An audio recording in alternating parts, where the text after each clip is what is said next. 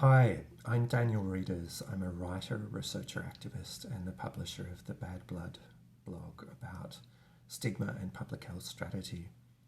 And I want to talk to you about whether the association with monkeypox stigmatizes gay and bisexual men and the gay and bisexual community more generally.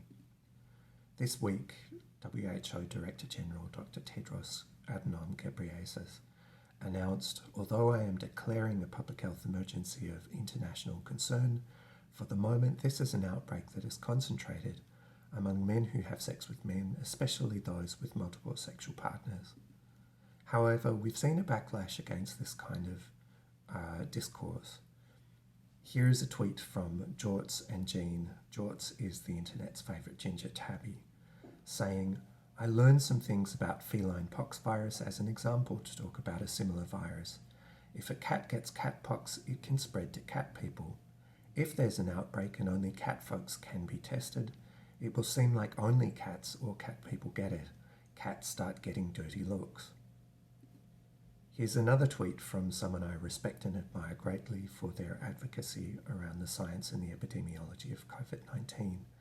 Saying, I'm seeing some really disappointing media coverage that has been reinforcing homophobic and racist stereotypes. Let me be very clear, anyone can get monkeypox. It is not an STI. It can spread from close physical contact regardless of sexuality or race. There's been a backlash against the backlash. Here's Benjamin Ryan, a journalist who's made monkeypox among gay and bisexual men his particular beat. He says, I defy anyone who claims it is wrong for me to report facts and data about the monkeypox outbreak, which is overwhelmingly occurring among gay and bi men. It is not intrinsically stigmatizing to do so. Now here's the problem. We're operating on a really limited understanding of what constitutes stigma. So problem number one is that stigma is more than labeling. I'd like to present a component model of social stigma from Link and Phelan in 2001. In that paper, they argue that stigma is constituted by the co-occurrence of 5 main elements, and here they are on screen. There's labeling, where selected human differences are singled out and labelled. Most human differences are not labelled. We don't attach much meaning to people's eye colour, for instance, but if they're HIV positive, that's a label that has enormous meaning and value attached to it as a result of social stigma. Second element is stereotyping. People who bear that label are negatively stereotyped. Third is separation, believing that labelled people are fundamentally different. So this is us versus them thinking. Next, there's status loss, where people labelled as them are devalued as humans. And discrimination, which can include both individual negative treatment, but also includes how people are treated within social structure. And lastly, power. Link and Phelan argued that it takes power to stigmatise people. However, for important insights into that, I recommend reading Parker and Aggleton 2003 and Scambler 2009.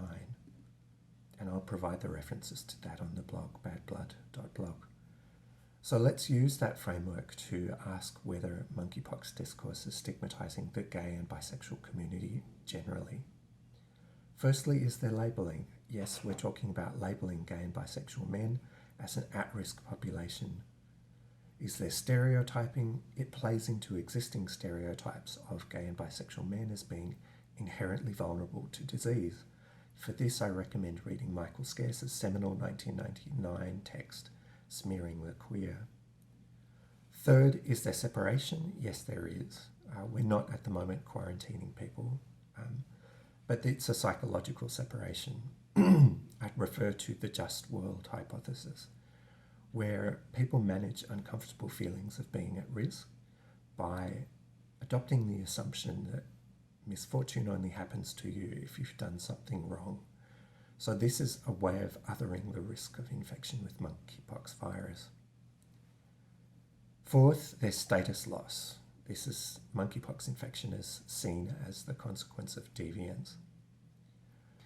Fifth is discrimination. And I would argue we are not seeing a lot of discrimination at the moment on the basis of monkeypox infection risk.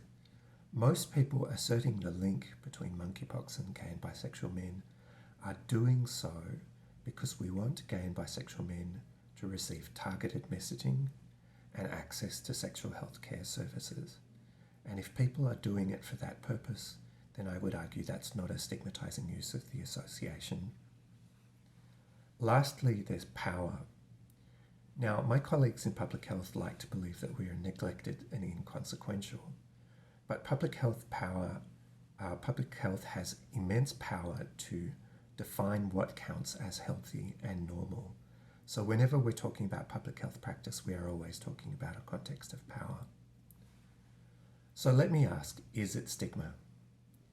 At the moment, probably not, but it has all the ingredients in place for quite a serious new public health stigma.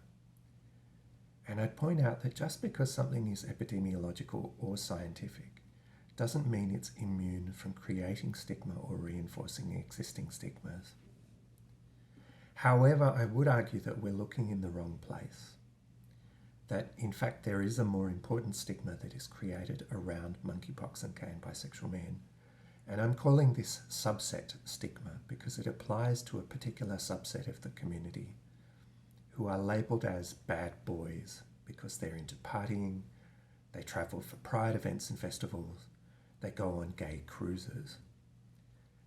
The bad boys are stereotyped as being inherently selfish and juvenile. Even quite respected queer community health writers have presented this group as being unable to get past what should be a transitional phase, in their opinion, in the career of a gay or bisexual man, on the way to going out to brunch, getting married, and adopting rescue dogs. Fourth, is there status loss? Yes, there's ongoing stigmatization and discrimination, particularly on social media, towards this group. Lastly, is there power? And I would say yes. What we're seeing is moral entrepreneurs fomenting moral panic about monkeypox as a way of constraining the life chances of gay and bisexual men who care about dancing, partying, having sex. So stigmatizing this subset of people impedes our ability to target them with early intervention to bring the monkeypox outbreak under control. And we may have missed an opportunity to do that. A network-driven epidemic, a concentrated epidemic, can be controlled via targeted intervention. But in order to do that, we need to have been targeting men who travel for sex with men. Note the tense of that statement, have been. We may have held back on targeting that group out of fear of stigmatizing the gay and bisexual community generally. And in that case, we would have been worried about the wrong stigma. Thanks for listening, and if you're interested in more like this, please do visit the blog. It's badblood.blog. Have a great day.